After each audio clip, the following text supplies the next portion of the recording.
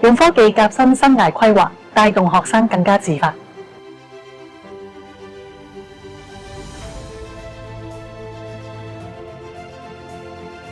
老師同埋同學咧就可以即時知道所有機會入讀嘅 program， 同埋咧當讀完呢啲課程之後嘅就業出路。學生可以睇到佢哋努力之後嘅 impact， 從而咧去提升佢哋嘅學習動機。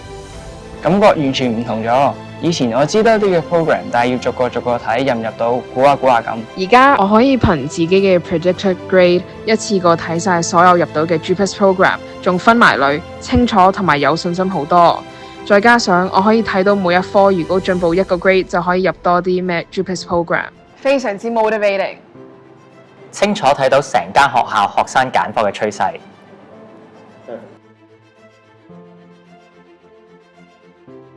揀大學學科嘅時候，佢哋會知道大學畢業之後嘅出路，可以令到學生更加確認佢哋嘅方向。好多時我哋同學揀科嘅時候都會問，究竟讀呢科有咩出路？好多時答案都唔容易揾到，因為有啲工種我哋完全唔知道佢存在。而家我哋可以用人工智能揾到用到自己興趣同埋能力嘅工種，嗰啲機會多咗好多 ，SOP 都易寫咗。